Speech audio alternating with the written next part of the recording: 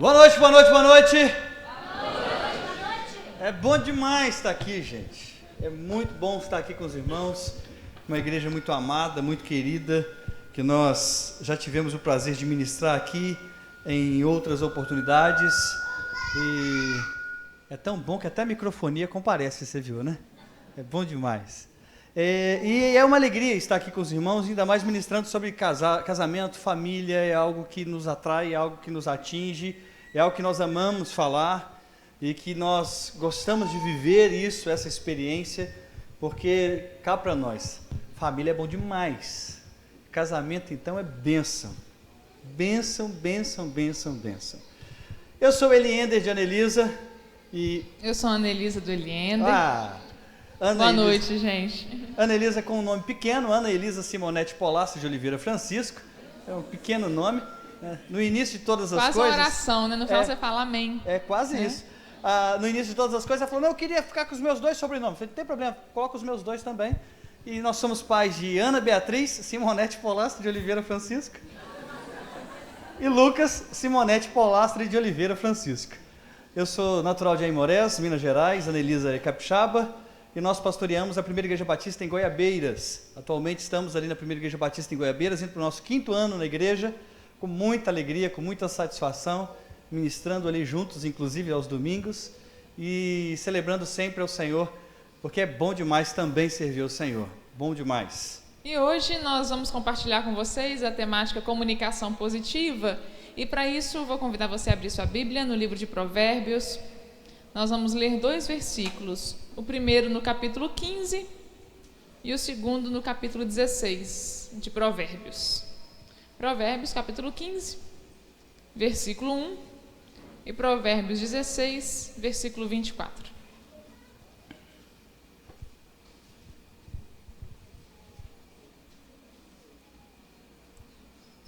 Provérbios 15, versículo 1, um texto muito conhecido. Diz assim: a resposta branda ou a resposta calma desvia a fúria, mas a palavra ríspida desperta a ira. Vamos agora ao 16, 24. Diz assim: as palavras agradáveis são como um favo de mel, são doces para a alma e trazem cura para os ossos. Vamos orar? Pai querido, muito obrigado, Jesus, por essa oportunidade de ministrar a palavra do Senhor a irmãos tão queridos nessa igreja tão amada, Senhor. Obrigado, Jesus, porque nos sentimos honrados e privilegiados em estar aqui, Pai, estarmos aqui. E agora, Senhor, Espírito Santo de Deus, clamamos esse mesmo Espírito que desde o início dessa programação já tem ministrado ao nosso coração de uma forma tão linda, continue ministrando a nós de uma forma clara, objetiva e que traga mudanças, transformações no nosso coração. Que possamos, Deus, ser impactados pela mensagem do Senhor e tomarmos decisões para a melhoria do nosso relacionamento conjugal. No nome de Jesus. Amém. Amém. Anteontem nós celebramos o casamento do nosso líder de jovens. E aí eles casaram e foram passar a lua de mel no Chile. Chique, né, gente? Acho lindo esses jovens de hoje que casam, passam a lua de mel no Chile, Cancún, não sei aonde. A minha lua de mel foi em Santa Teresa, gente. Uma coisa, eu fico impressionada, emocionada, mas eles foram para o Chile. E aí chegaram lá no Chile e mandaram uma mensagem no nosso grupo lá do time pastoral. Gente, nós estamos nos sentindo um ET aqui no Chile, nós não entendemos nada do espanhol do chileno. Nós parecemos que estamos em outro mundo, outro planeta, nós estamos nos sentindo 2 ETs, foi a fala que eles deixaram. Eles acharam que eles iam chegar lá no Chile, mandar um portunhol, pero que sí, pero que no, tu hablas mucho espanhol, e quando chegaram lá não entenderam nada.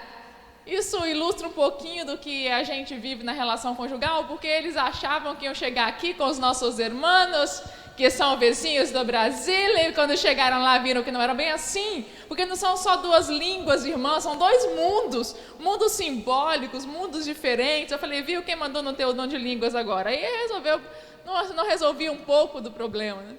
Enfim, quando a gente casa, a gente também não casa só 2 pessoas, a gente casa 2 mundos, porque cada ser humano é um mundo inteiro.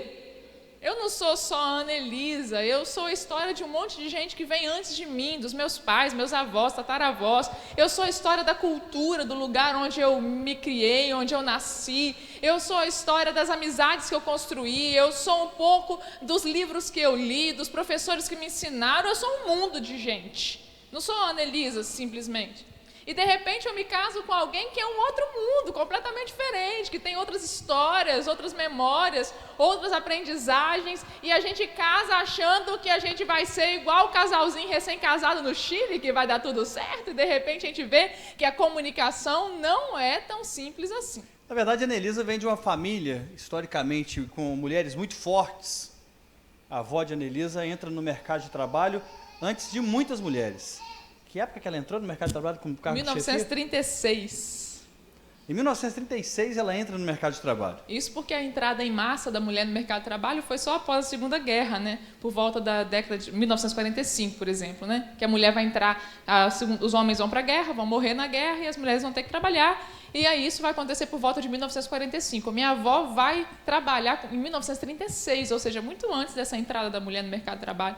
Era uma mulher à frente do seu tempo. Uma mãe que foi a primeira vereadora do leste mineiro e que fazia todo o movimento político daquela região, comandava muita coisa na área política daquela região. Uma tia que foi presa política na época da ditadura militar, no DOI-CODE, inclusive, passando por alguns processos ali meio complicados de se pronunciar ou de se lembrar. E de repente surge a Anelisa. Ou seja, pensa numa mulher forte, irmão. Mulher forte. Eliénder, vindo do interior de Minas Gerais, de uma megalópole chamada Rosca Seca. Uma cidade enorme, uma cidade de primeira. Se você passar a segunda, já passou a cidade. Não dá tempo. Com uma formação bem do interior, morei naquela cidade até os meus 11 anos de idade. E a maior cidade que eu fui até os 11 anos de idade se chamava Aimorés, que hoje deve ter 25 mil habitantes, se não me falha a memória. E depois que encontra com a Anelisa, então conhece o que é o mundo exterior, o mundo para além de 50 quilômetros. Essa era a minha realidade. Quando de repente se depara pela primeira vez com um shopping center numa cidade mega grande como Vitória. Ou vai andar na escada rolante pela primeira vez e fica com aquele medo de será que vou, será que não vou, isso não vai me engolir, né? Esses mundos são diferentes, são formações diferentes, são linguagens diferentes, são pessoas diferentes, são histórias diferentes e de repente essas histórias, por um milagre de Deus, e aliás, só Deus para fazer isso, se encontram, se unem e agora esse mundo lindo e maravilhoso precisa se comunicar com esse mundo. E muitas vezes a sensação que eu tenho é que eu falo homenês e ela fala mulherês. Ou, na hora de comunicarmos algumas coisas, nem sempre as coisas são simplesmente fáceis de se entender, porque existem mundos, histórias, vida diferente. O fato é que é possível, sim, viver bem como casal. É possível viver bem e é possível se comunicar como um casal. E é indispensável que no casamento a gente saiba se comunicar. Quem que está aqui nessa noite que nunca passou por um processo de discussão por coisa besta, tola? Aliás, uma boa sugestão, filma vocês dois brigando. Manda para mim depois, porque é tão ridículo. Os motivos são bobos. Um copo d'água na geladeira que está vazio, o copo. Uma garrafa que ninguém encheu de água. Uma salada que não está bem temperada. Ou um filho que pisou no sofá que você acabou de comprar e ainda está pagando a prestação dele. E aquela comunicação fica atrapalhada. E fica por quê? Porque são mundos diferentes. É o brasileiro chegando no Chile. A gente casa igualzinho o casalzinho, crente que a gente vai chegar lá e vai ser tranquilaço. E não é bem assim. O mundo do outro é um mundo a ser explorado, é um mundo a ser conhecido. Há muita coisa diferente, às vezes, nesse processo comunicacional, a gente não usa uma comunicação positiva. Então, a primeira coisa que a gente precisa aprender, para a gente poder ter uma comunicação positiva na nossa vida conjugal, é aprender a explorar o mundo do outro, respeitar o mundo do outro e tentar compreender o mundo do outro. Porque vamos combinar que tem hora que é meio incompreensível, né? Por exemplo, geralmente, isso não é uma regra, mas geralmente, nós mulheres aprendemos a falar mais cedo do que os homens e nós falamos mais do que os homens. Uma pesquisa mostrou que uma menina, com a mesma idade de um menino, novinha assim, por exemplo, 1 aninho, 2 aninhos, quando a criança começa a falar, ela fala cerca de 3 vezes mais palavras do que o menino fala. Talvez porque as mulheres elas são inseridas em contextos de mais fala. Elas participam mais da vida das mães, né? Os contextos onde mulheres frequentam são contextos de muita conversa. Isso acaba fazendo com que a gente fale mais. E aí, de repente, a gente casa com homens que geralmente são criados em contextos onde não se fala muito. É claro que isso não é uma regra, tá, gente? Eu já conheço casais onde o homem fala até babar e a mulher é caladinha. Mas, quando a gente observa, no geral, geralmente as mulheres falam mais.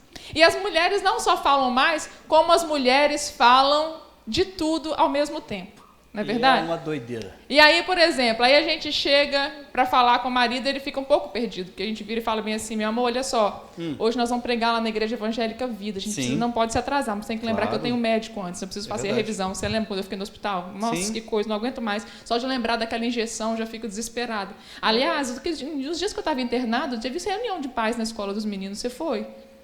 Menino, você não foi na escola, na reunião da escola? Jesus amado, é por isso. Eu ainda estou na Evangélica que... Vida na conversa ainda. Tá entendendo? A gente vai embolando um assunto no outro. Vai emendando um negócio a gente que vai fala indo. 500 milhões de coisas ao mesmo tempo. Né? E de repente ele estava conversando sobre vir na igreja e eu já fui para a reunião de pais. E a cabeça da gente está assim, gente, aonde entra nessa história toda a reunião de pais com a Igreja Evangélica Vida, que eu tenho que estar lá. Sabe, às vezes para a gente, de um modo geral, né, de um modo bem... na maioria dos casos, das vezes que a gente tem observado, às vezes a gente entra numa situação muito delicada. E às vezes uma palavrinha coloca fogo numa história que estava indo muito bem.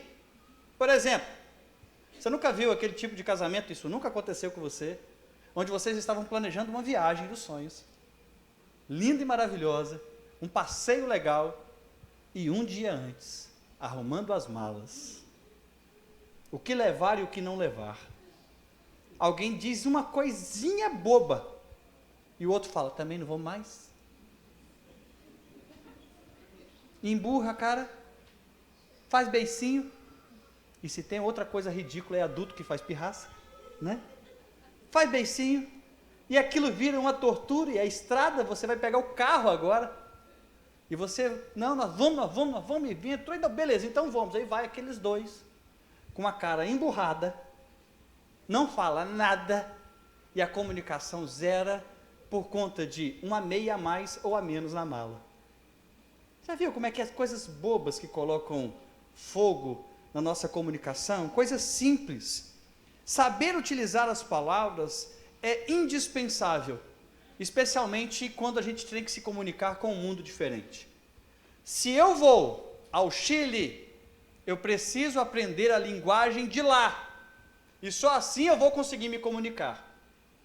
Se o chileno vem à Vitória, ele precisa aprender a linguagem daqui.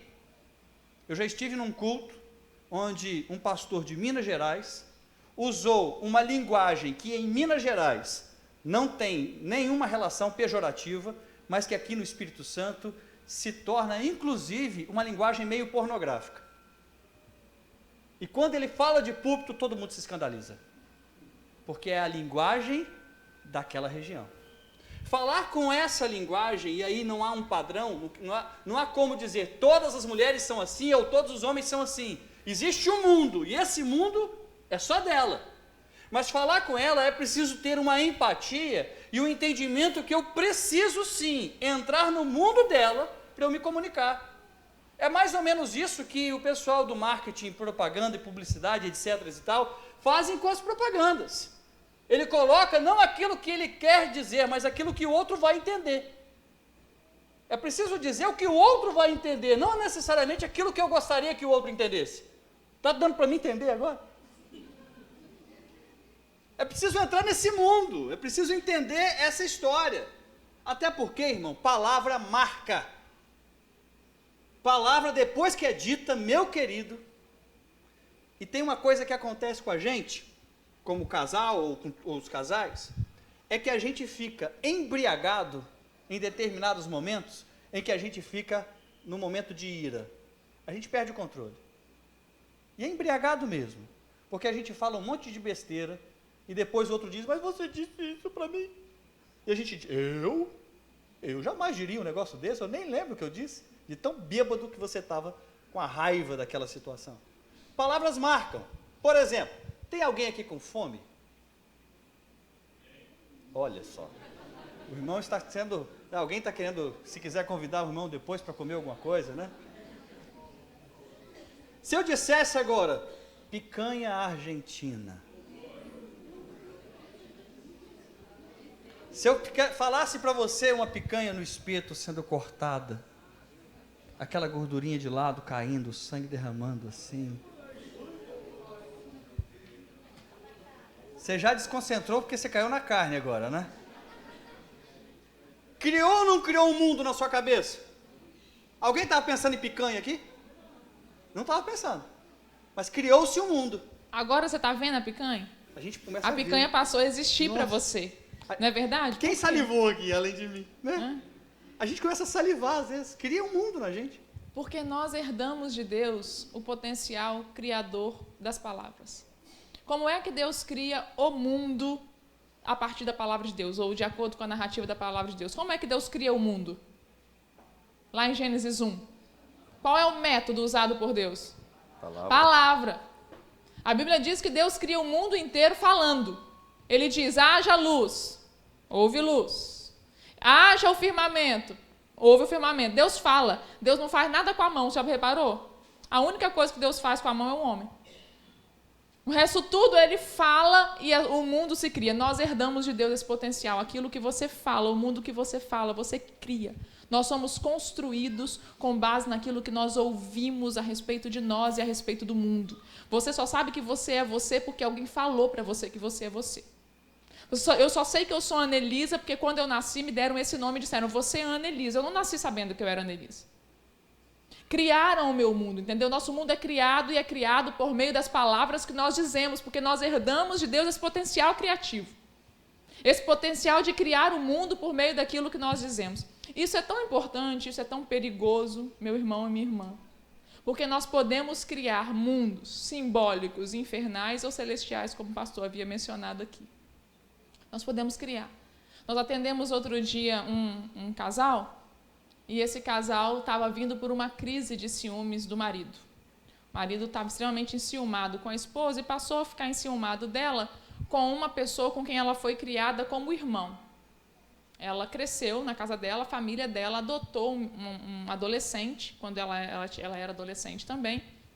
E esse adolescente adotou assim, sabe aquele filho de criação? Vem criar, a pessoa vem do interior para estudar na capital, e a família dela abrigou esse adolescente, que cresceu com ela, e eles cresceram como irmãos. E o carinho dela por ele era um carinho de irmão, mas que o marido começou a enciumar, porque agora não eram mais adolescentes, ele casado, o rapaz com quem ela cresceu casado também, mas quando eles se encontravam era como se fosse irmão, tinha abraço, ai que saudade de você, meu irmão não, só que não era irmão de sangue.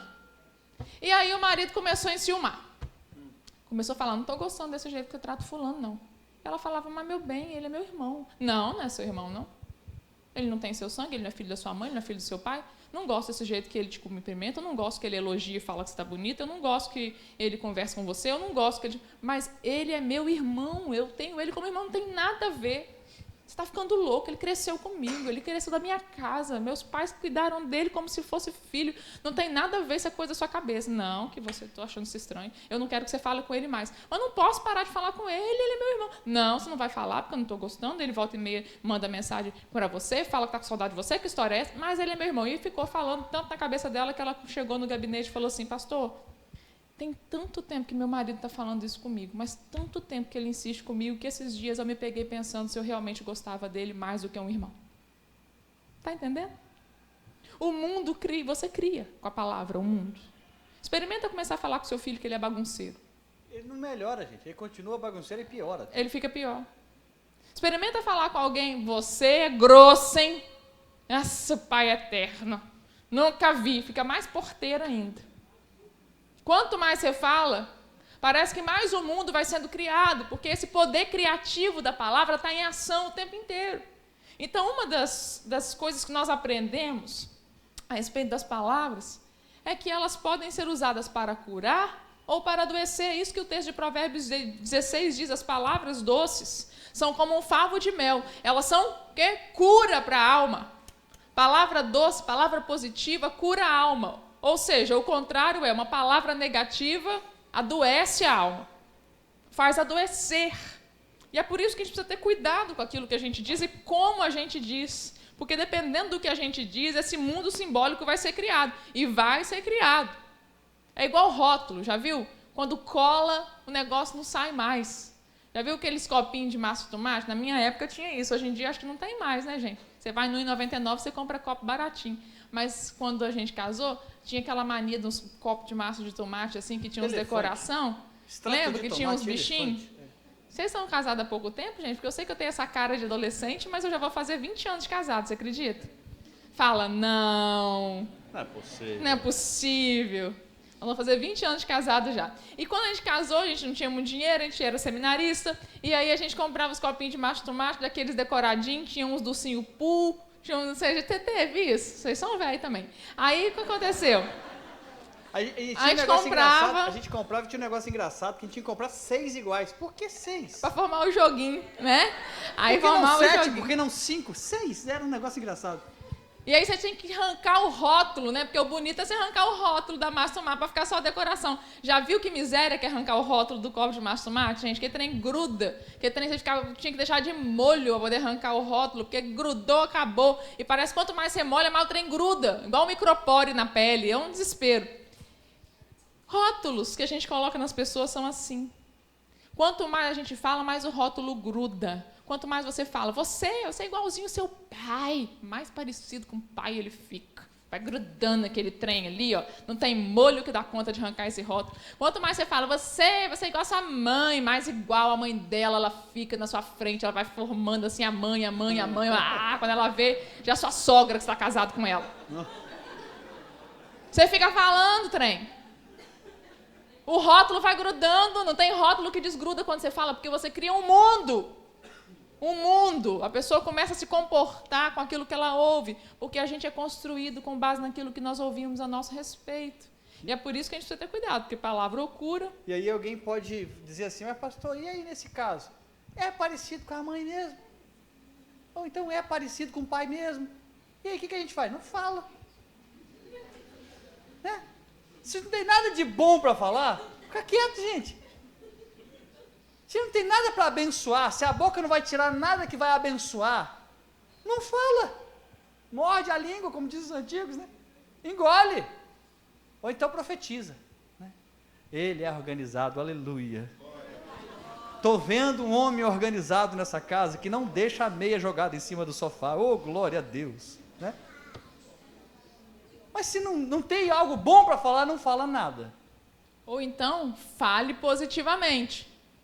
A gente pode falar a mesma coisa de um jeito positivo. De um jeito negativo seria assim. Mas você é desorganizado, hein, cara? Tá achando que tem empregada nessa casa aqui? Poxa vida, botou essa botina fedorenta aqui debaixo da mesa do jantar. Ninguém aguenta isso aqui em casa, não, gente. Arranca esse troço daqui, tem até urubu voando aqui em cima dessa casa.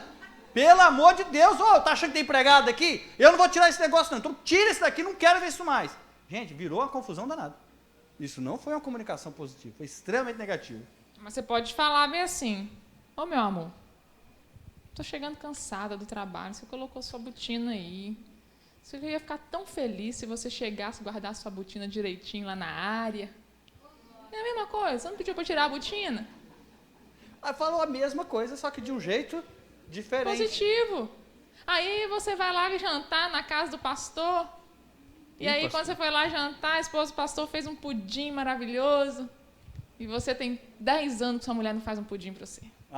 Aí você vira e fala assim, mulher. Comunicação negativa. Ele fala na mesa, na frente de todo mundo. Mulher. Viu o pudim que a esposa do pastor fez? Você não presta nem para fazer um pudim para mim mais, hein? Acabou, filho. Sabe quando você vai comer o pudim? É nunca. É nunca.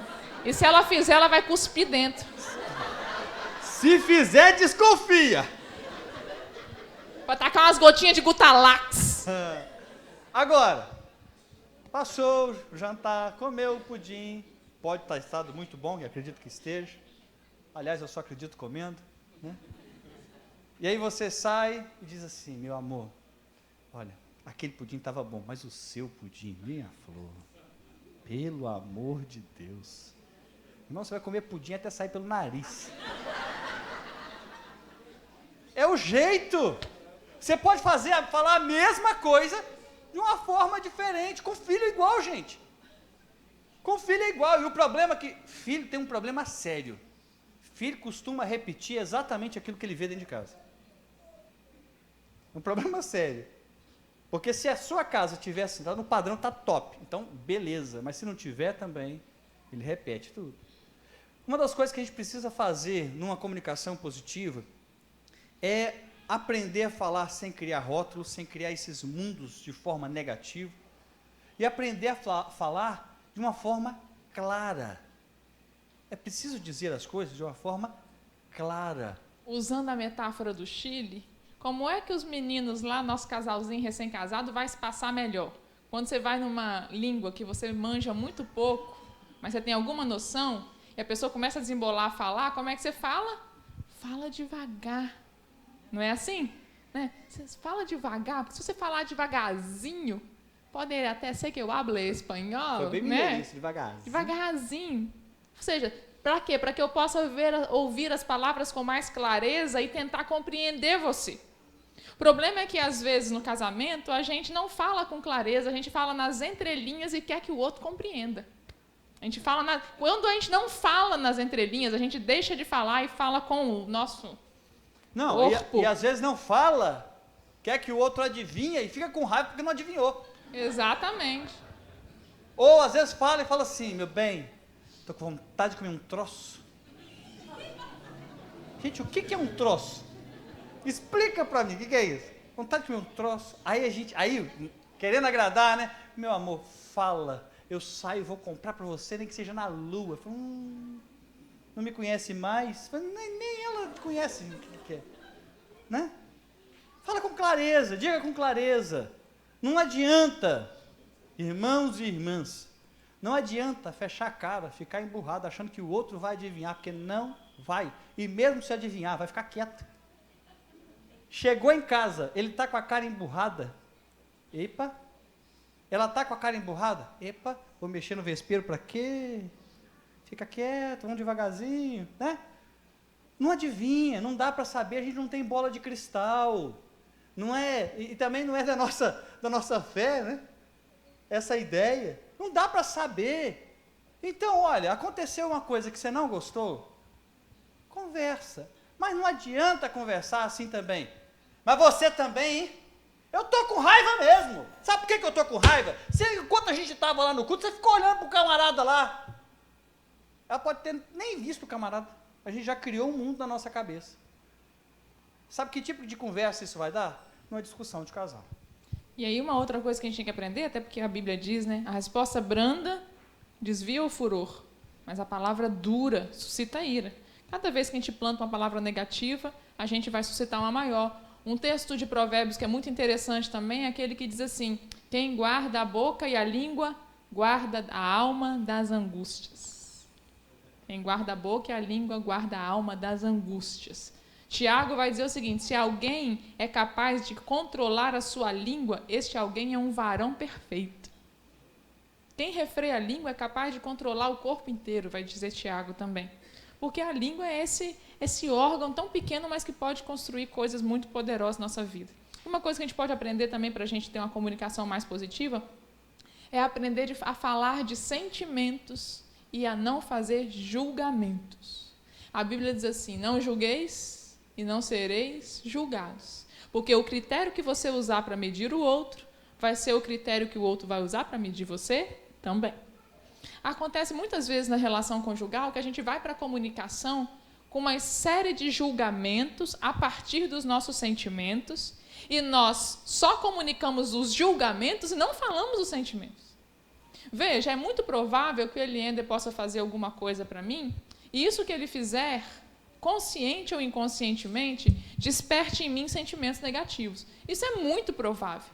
Por quê? Porque nós somos um mundo de coisas. E às vezes uma palavra que o outro diz dispara um gatilho emocional que vai me levar a lembranças, memórias traumáticas, que vai suscitar em mim questões não resolvidas, e isso pode me ferir. Isso é muito comum na relação conjugal, porque é uma relação de muita proximidade. Agora, quando isso acontece, geralmente as pessoas, ao invés de comunicarem como se sentiram, as pessoas comunicam o que o outro fez, e não só comunicam o outro fez como um fato, mas a partir de seus julgamentos.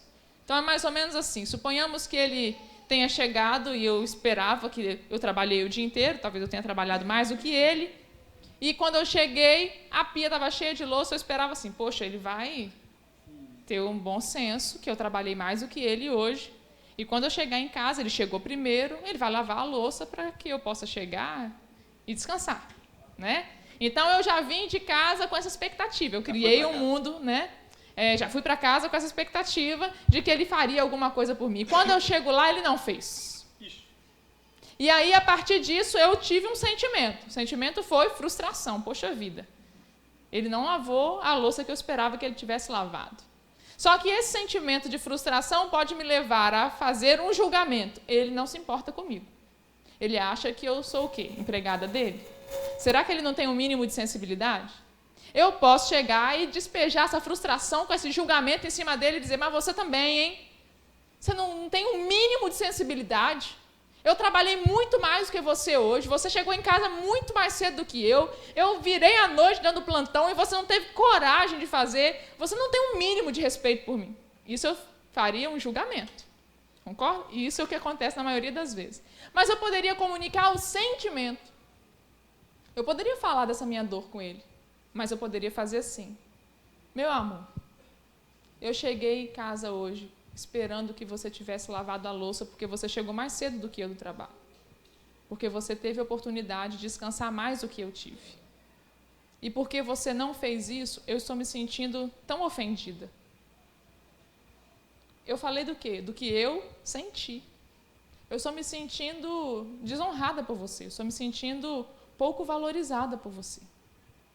E eu poderia dar a ele a oportunidade de dizer, meu amor, eu não fiz, porque quando eu cheguei de piriri. E eu fiquei sentado no trono até agora. Sei lá. Esse exemplo tinha que ter sido o contrário, né? Porque me expôs na situação. Não, isso não aconteceu, gente. É uma cena hipotética. Ok. Obrigado. Tá bom? Ele poderia dizer, amor, eu não notei que a pia estava cheia de louça. Sabe como é que é homem? Cheguei meio desligado. Nem vi a pia. Mas olha, amor, eu não sabia que o fato de não ter lavado a louça ia ser tão impactante para você. Percebe? A gente pode falar de sentimento. E isso é uma prova de maturidade. As brigas, elas têm que acontecer e elas vão acontecer. Mas quando a gente fala do que sente, ao invés de fazer um julgamento a respeito do que o outro fez, a gente abre possibilidade do outro de pensar sobre o que ele fez e de pensar se é possível fazer diferente. Então, quando a gente tiver que brigar, pode brigar, Annelisa? Pode.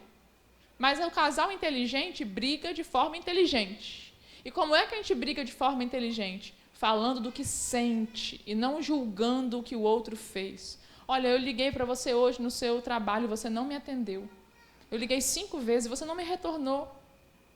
E quando isso aconteceu, eu fiquei sentindo que você não se importa comigo, que o seu trabalho é mais importante para você do que eu. Eu falei do que eu sinto. Outra coisa é eu virar e falar, né, te liguei 5 vezes hoje, você não vale nada para você, né? Mas depois à noite você vai chegar querendo sexo, né? Tá entendendo? É julgamento. A gente fala do que sente, ao invés de julgar o que o outro fez. A gente constantemente, o ser humano, ele confunde a pessoa do problema. A pessoa e o problema. Frequentemente a gente mistura as coisas. O problema era, a pia estava cheia de louça. Problema. Mas aí a pessoa passa a ser o problema. A gente transfere aquele negócio que nós temos que resolver e joga e descarrega no outro. Quando a gente faz isso, a gente confunde os assuntos e não resolve a questão. Então, se há um problema, ataque o problema. Meu amor, olha, eu me senti chateada mesmo aqui por você não ter lembrado de lavar a louça. O problema não é a pessoa, o problema é um monte de coisa que tem que fazer. Como é que a gente vai fazer agora? Meu bem, vamos fazer o seguinte, me perdoe por ter errado com você, e eu vou lavar agora. Perfeito, vamos lavar junto. Temos um problema para resolver. Quando a gente mistura a pessoa e o problema, a gente não resolve nada. A gente só cria mais um. A gente cria mais um obstáculo. Dizer com clareza é indispensável em todas as questões. Não adianta você ficar emburrado lá no seu quarto, pensando, ela vai olhar para mim e vai dizer, nossa, que gatão. Ele, nossa vida. Não é assim, diga com clareza o que você quer. Abra o jogo de forma clara, de forma objetiva. Tem gente que tem reserva para falar com a esposa ou com o esposo, pelo amor de Deus. Gente, não tem ninguém mais íntimo do que o seu esposo ou a sua esposa. A pessoa mais íntima, a pessoa que a gente fica nua na frente dela, literalmente, que é mais intimidade que isso. Não tem ninguém mais íntimo do que isso. Mas diga com clareza. Uma vez meu filho chegou para mim, e filho quando pede alguma coisa para o pai, ou para a mãe, né? A gente fica naquele desejo, naquela vontade de dar. Se a gente tiver condições, por que não? E meu filho chegou para mim e falou, aliás, chegou para a Nelisa e falou assim, ô mãe, quando der, quando a senhora puder, só compra um skatinho para mim? Aí o que a Nelisa pensou? Já sei o que eu vou dar para esse menino no aniversário dele, eu não lembro nem qual era a oportunidade, era Natal, não lembro. Já sei o que eu vou dar. Fomos no shopping, olhamos nas lojas e pensamos, né? Tem o long, tem o skate e tem o skatinho. É um pequenininho que parece que só cabe um pé, já viu? É. Aí fomos para a loja e olhamos um, R$500. Falei, meu Deus do céu. Aí com muito custo achamos um, se não me engano, no Shopping Mestre Álvaro até.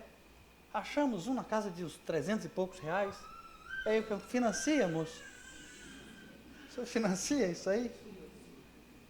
E a gente comprou, feliz da vida, nossa, acertamos agora, que legal, né? É bom dar um presente quando a gente tem a oportunidade de fazer isso. Levamos para o nosso filho, entregamos para ele. Pensa num menino feliz, absurdamente feliz. Ria de um canto a outro na boca. E já queria experimentar o skate. E já foi querendo andar no skate. E aí a gente falou, não era isso, filho, que você pediu pra gente? Eu falei assim, na verdade, eu pedi um skatinho de dedo. Esse era o skatinho que ele queria. Aquele pequenininho assim, você usa no dedo, você compra sabe? no R$1,99. Eu queria um skatinho, mas era de dedo. Mas já que vocês compraram esse, tá ótimo. Eu quase devolvi o negócio. Sabe, comunicação sem clareza, a gente faz besteira, irmão. Pergunta, não custa perguntar. Disse, meu bem, estou muito chateada com você hoje porque, olha, eu senti que aconteceu essa situação e eu não senti da sua parte empatia para comigo. Aí ela pode perguntar, por quê, meu amor? Por que você não sentiu empatia? Como que você esperava que eu agisse nessa situação? O que você gostaria que eu fizesse? Gente, não tem manual, a gente não entra no casamento sabendo tudo, não. Não existe um manual, cada mundo não é diferente, aí que o manual muda mesmo. Então pergunta, dialoga, conversa. Às vezes tem coisas que eu vou dizer para ela que eu acho que eu estou agradando e eu estou ofendendo. São linguagens às vezes diferentes. Existem palavras muitas vezes que vão abrir nela janelas ou lembranças negativas e ela vai reagir de uma forma. E existem outras palavras que vão trazer para ela uma lembrança saudável. E às vezes a gente fica ali remoendo umas coisas, guardando, porque a gente não fala claramente. A gente, logo que a gente casou, ele ainda adorava me dar flor. Direto. Aniversário, me dava flor. Aniversário de casamento, todo tipo me dava de flor que você puder imaginar. Gente, eu detesto ganhar flor. Mas eu ficava com vergonha de falar para ele que eu não gostava, porque ele vinha todo felizinho, me trazendo flor. E eu não gosto de ganhar flor. Por que eu não gosto de ganhar flor? Porque a flor é um trem caro que 3 dias depois murcha. Eu falava, ele podia ter me dado um sapato, uma blusa, um brinco, um cordão, flor. Gente. Sem conta um buquê de flor, sem conta eu compro um vestido novo, uma sandália nova que vai durar 3 anos. Aonde você acha? Não é? Aí fica lá com a flor, lá, 2 dias depois, pô, murchou, jogou no lixo. Eu achava um desperdício. Porque eu sou mulher, mas eu sou extremamente racional, extremamente econômica e controlada com as minhas finanças. Então, quando ele vinha trazendo um buquê de flor, eu já pensava, gente, custou R$100. Meu Deus, com R$100 eu comprava, sei lá, um sapato novo, gente, que ia durar 3 anos. Entendeu? Eu sou meio assim, nada a ver. Mulher geralmente não é assim, mas eu sou. Eu ficava olhando para a flor e eu via o preço dela e ficava pensando tudo que eu poderia ter comprado com aquele valor. Melhor do que uma flor. Mas eu não tinha coragem de dizer pra ele que eu não gostava da flor. Então, direto, ele me trazia flor. Até que um belo dia eu não aguentei mais, sei lá, 10 anos de casado, eu falei, amor, detesto ganhar flor. Nossa, amor, não exagero também. Foi. Nossa, eu falei, amor, detesto ganhar flor. Ele, por que você nunca me falou? Eu falei assim, porque eu ficava com vergonha de falar que você vinha tão felizinho trazendo a flor, achando que eu tava abafando. Pensa num homem frustrado depois disso, gente.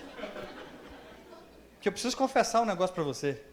É mais fácil escolher uma flor do que uma blusa. Eu falei, então me dá um voucher. Me dá um vale presente, gente, tá ótimo. Aí ele, ai, mas que brega eu chegar aqui um vale presente. Ai, mas eu vou adorar. Né? E quanto maior for o vale presente, melhor ainda, né? Assim, a gente tem que falar com clareza, tem que dizer as coisas. Mas olha só, a gente tem que aprender também a sempre transformar o que a gente diz, que a gente vai dizer, ou fazer esse exercício não é fácil, já digo para você, não é fácil, mas a gente tem que se policiar e tem que fazer o exercício. De transformar aquilo que a gente diz numa sugestão positiva. Por exemplo, um dia eu estava no meu trabalho, e eu sou assim, alucinada com doce, eu sinto muita falta de açúcar. Gente, eu tenho crise de abstinência. Eu fico com dor de cabeça, eu tenho dor de cabeça de falta de açúcar, já teve isso? Eu sinto a dor de cabeça, eu sei que é falta de açúcar. Aí eu como um docinho e pum, ela passa. Eu tenho isso com picanha. É uma coisa. E aí eu estava lá no meu trabalho, me deu uma vontade de comer um negócio gostoso, aí eu fiquei pensando assim, nossa, meu amor, podia adivinhar, né, que eu estou com vontade. Eu estou com vontade de comer um negócio doce. Vou adivinhar. Adivinhar, né? E trazer aqui, de repente aparece ele aqui no meio do dia, aqui, vim trazer para você. Aí depois eu falei, ai, acorda, Alice. Aí eu falei assim, o que eu vou fazer? Vou mandar uma mensagem para ele. Eu mandei uma mensagem assim, meu amor, tem alguém que ia ficar tão feliz se o marido comprasse um bombom de morango para ela, né? E aí quando eu cheguei em casa, o que tinha para mim? Um bombom de morango, né? A gente pode fazer, falar positivamente, porque tem gente que fala bem assim, se você me amasse de verdade. Você... Aí é chantagem, gente. É conversa. Se você me amasse de verdade, então. Ai, você nunca quer ver um negócio que a gente adora fazer, que é um pecado mortal, gente. É usar sempre e nunca. Você nunca me faz uma surpresa. Aí quando você fala isso, o outro já foi lá, não, mas lá em 1550, 1640 eu fiz. Não adianta, porque o nunca bloqueia. Ou então você sempre é assim. Você sempre quer ganhar a discussão. Você sempre quer ter razão em tudo. Você sempre é quem toma a última decisão. Sempre, nunca, gente. Tá fora. Vamos falar, olha, eu acho que às vezes, só às vezes você tem uma necessidade de ganhar as discussões. Nós não estamos disputando nada. A gente está aqui para ser parceiro. O que você acha da gente aprender a cooperar um com o outro ao invés da gente ficar discutindo o tempo todo?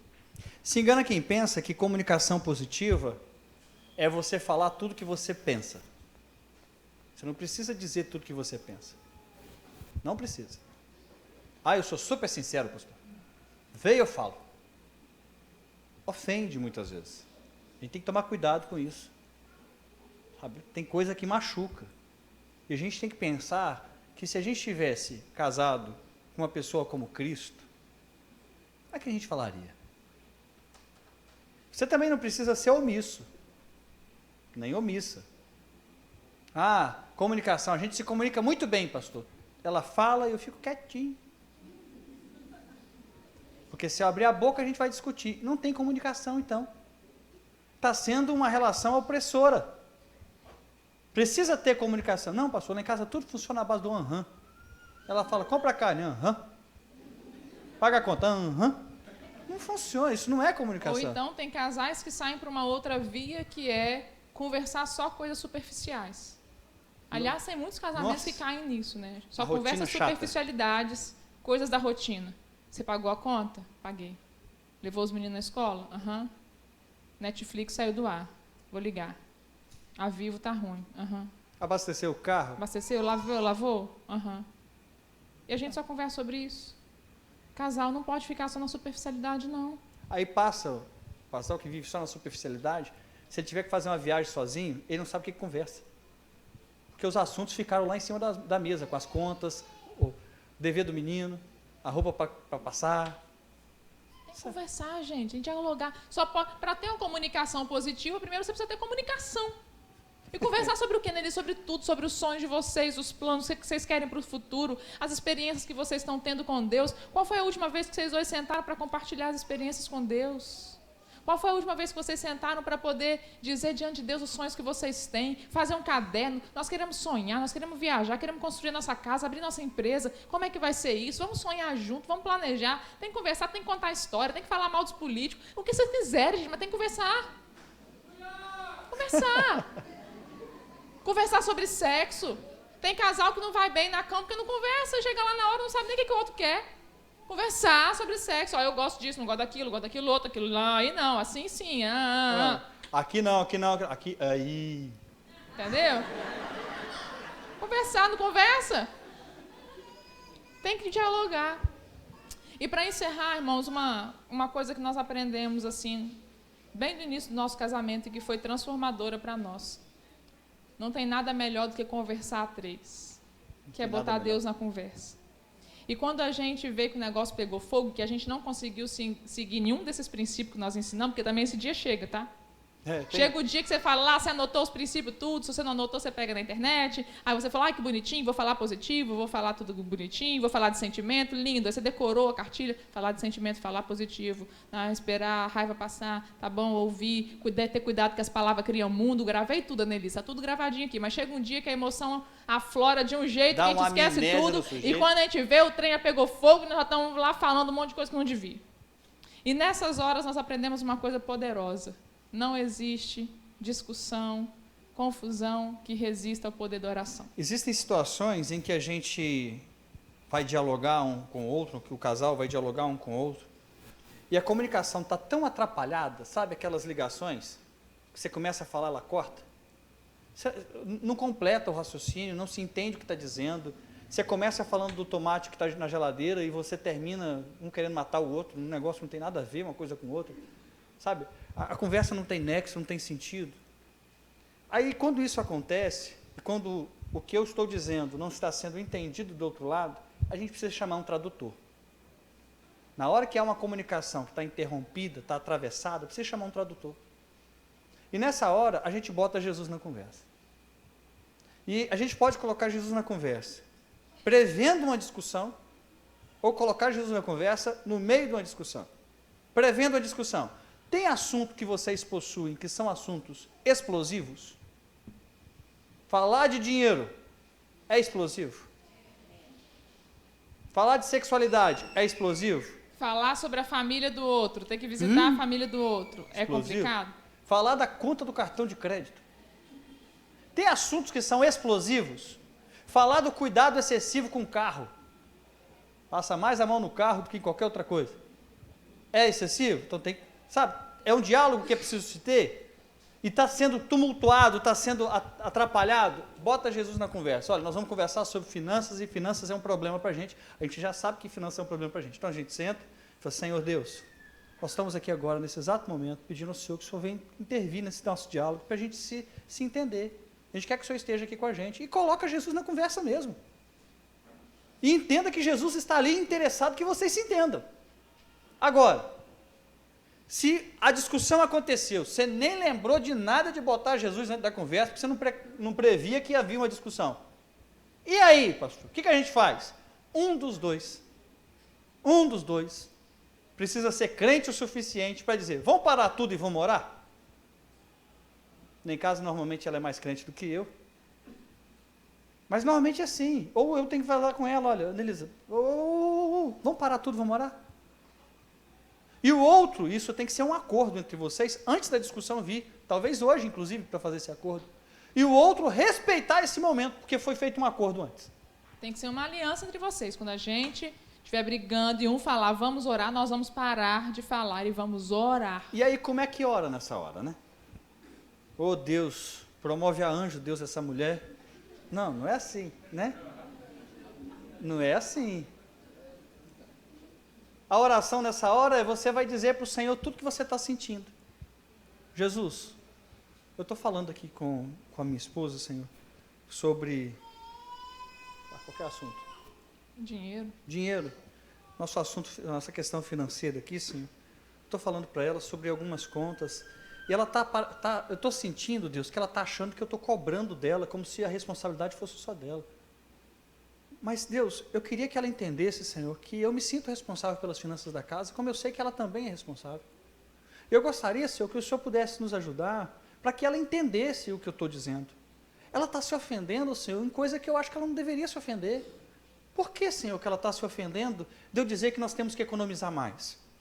O que, Senhor, que eu estou dizendo demais nessa história? E aí ela pode orar depois, a contra-oração do outro lado, né? Deus... É o direito de réplica. Direito de réplica, Deus. Agora eu que vou falar com o Senhor, Jesus. O tete a tete agora é meu. Senhor, é o seguinte. Até porque quando a gente está falando com o outro, a gente não mede palavras, mas quando está falando com Deus, a gente mede. A gente não fala com Deus de qualquer jeito. Por isso que eu disse que é conversar a três. Vocês não vão orar assim, Senhor, abençoa o nosso casamento, em nome de Jesus, amém. Não. Você vai falar com Deus aquilo que você gostaria de dizer para Ele. Mas você vai estar falando com Deus. Então você vai ter cuidado com suas palavras. Só que enquanto você está falando com Deus, quem é que está ouvindo também? Ele. Ele. Ele está ouvindo o que você está dizendo para Deus, a sua angústia. E diante de Deus você pode chorar. Você pode dizer, Senhor, eu estou frustrada. Porque todas as vezes que a gente tenta conversar, acaba assim, Senhor. Entra aqui, Espírito Santo, com providência na nossa casa. Nós não queremos viver assim mais. Senhor, tudo que eu falo parece que é mal interpretado. É assim que eu me sinto. Entendeu? Você vai falar com Deus. Então, ou você coloca Jesus na conversa antes de começar a conversar sobre os temas explosivos, ou você coloca Jesus na conversa no meio, ou você coloca Jesus depois, mas quando você vê que você não está dando conta de fazer tudo bonitinho, quem é que você vai chamar para te ajudar? O Espírito Santo. Falar, Espírito Santo, vem aqui. Porque não é o Espírito Santo que intercede por nós sobremaneira com gemidos inexprimíveis, é Ele também quem vai atuar no coração do outro para que a gente possa se compreender. Porque a gente tem uma falsa ideia de que a gente é capaz, por meio das palavras, de mudar o outro. Só que depois que você casa e passa uns anos, você descobre que essa tentativa é vã. Eu não tenho poder de mudar ninguém, a não ser a mim mesmo. E a minha decisão de me moldar, por meio da minha mudança, é possível que o outro mude. Mas não adianta eu tentar mudá-la sem eu antes mudar a mim. Se eu quero, pegando um exemplo da família, se eu quero que o meu filho aprenda a ler, ele precisa ver a mim, lendo. Se eu quero que o meu filho aprenda sobre a Bíblia, ele precisa ver paixão em mim, na Bíblia. Então eu não tenho como mudar nem meu filho, mas eu tenho como mudar a mim, e o meu exemplo vai mudá-lo.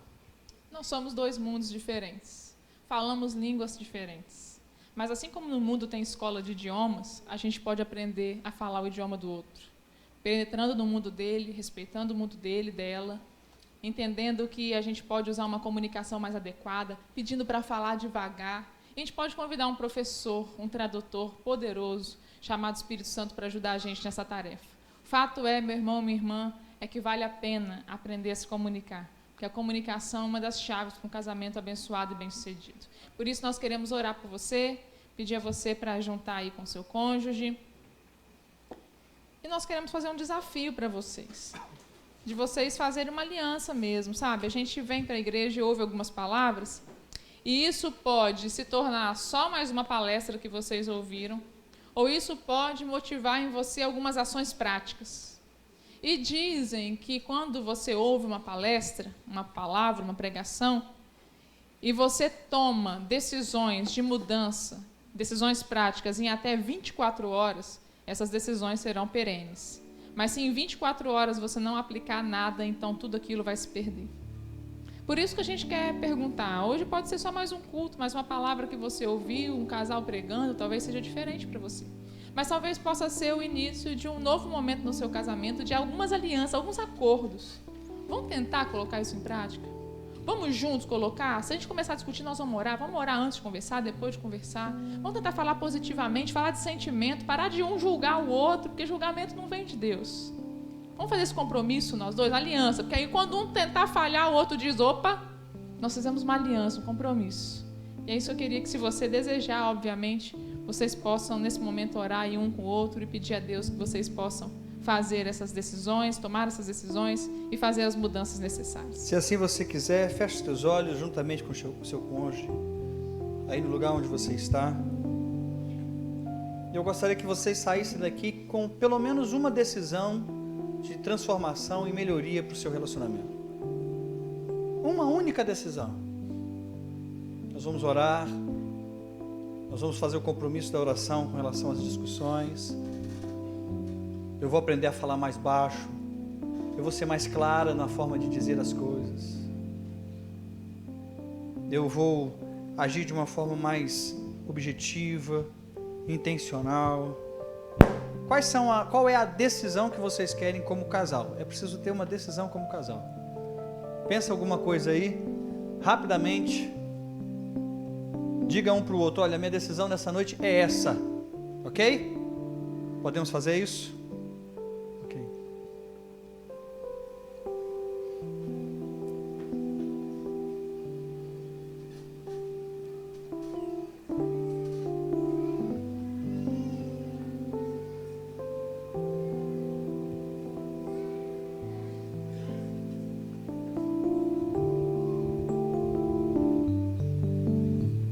Pai querido, no nome de Jesus,